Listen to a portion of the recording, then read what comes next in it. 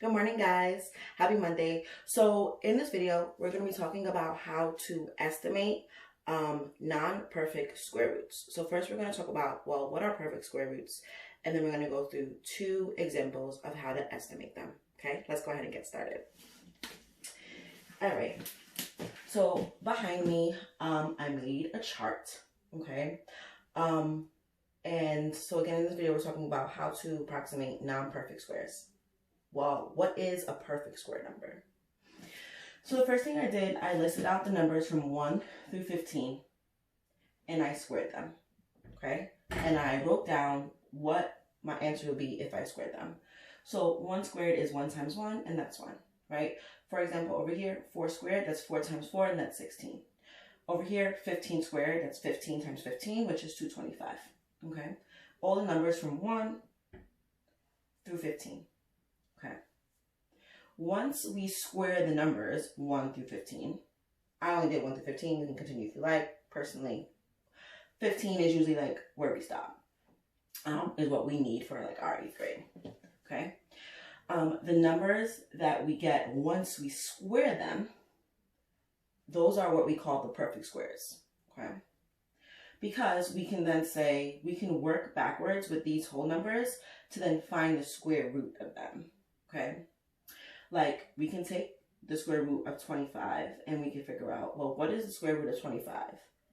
The question that I hear that I'm asking myself when I'm being asked what's the square root is, what number times itself is going to give you 25, and that number will then be 5. Okay, I can ask myself, what is the square root of 196? And I can get a nice whole number. Well, the square root of 196, well, what number times itself is going to give me 196? That number is going to be 14. Okay, so all these numbers over here, these are what we call the perfect squares, because the square roots of 4, 9, 16, 25, 36, those are perfect whole numbers, right? I can ask myself, well, what is the square root of, like, let's say 17?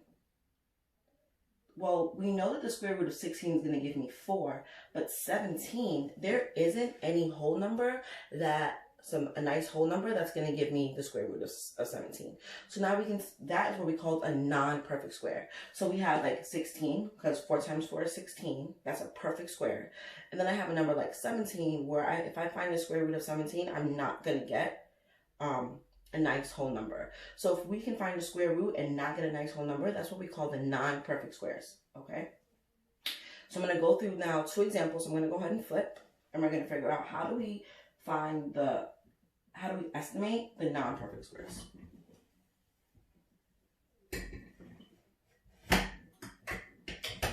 Okay, so here are 2 examples. I have the square root of 105, okay?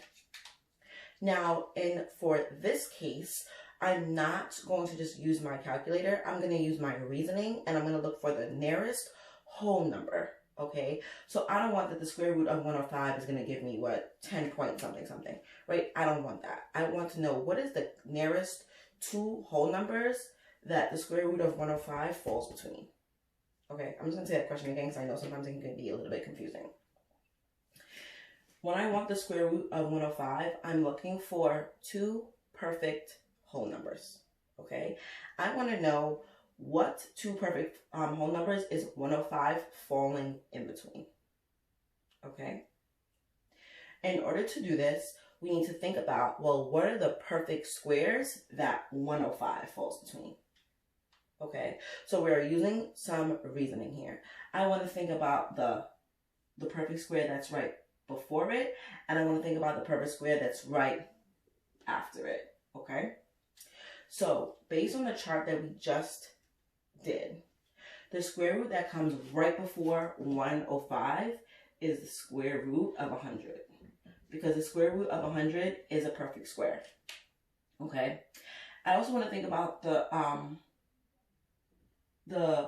perfect square that comes right after it, okay? The perfect square root that comes right after 105 will be 121.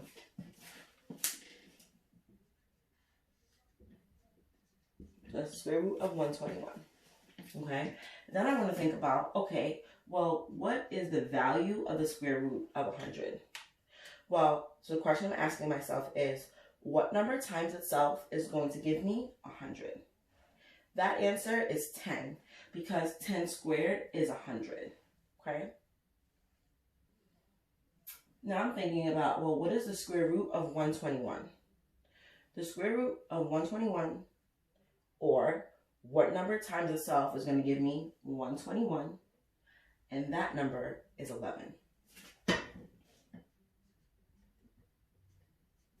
Okay?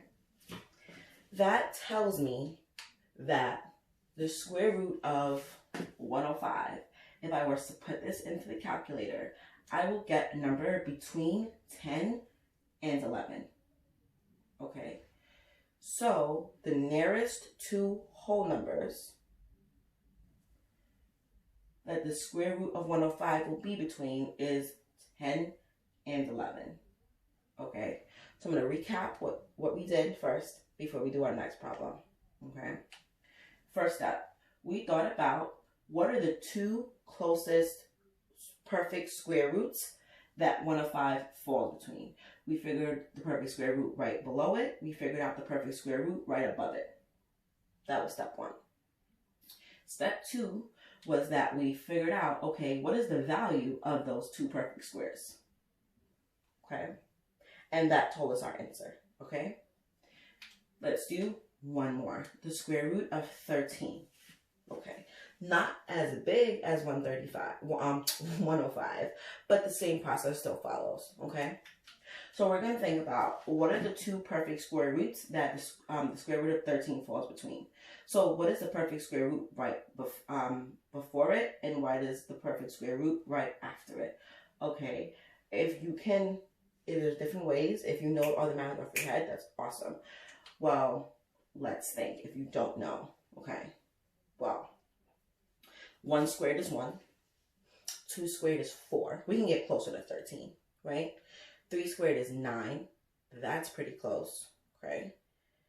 And then 4 squared is 14. So I think we just found the ones that we are in between. So we have the square root that goes right below it is the square root of 9, okay? Because 3 times 3 is 9. And right after it is going to be the square root of 16, okay? So step 1, figure out the square root right below it. Figure out the square root right above it. Step 2, simplify those square roots. So we said that 9, the square root of 9. Well, what number times itself is going to give you 9? That number is 3. Okay? The square root of 16. What is the square root of 16? What number times itself is going to give you 16? That number is 4, because 4 times 4 is 16.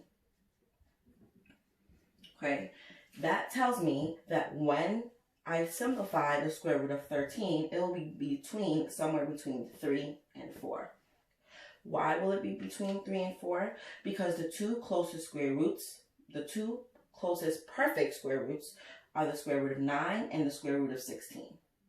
The square root of 9 is 3, and the square root of 16 is 4. That means the square root of 13 will be between 3 and 4. Okay? I know this can be a little bit confusing. Okay? Stick with the process. Stick with the 2 steps, and you'll be able to get this done. Bye, guys. Hopefully this was helpful.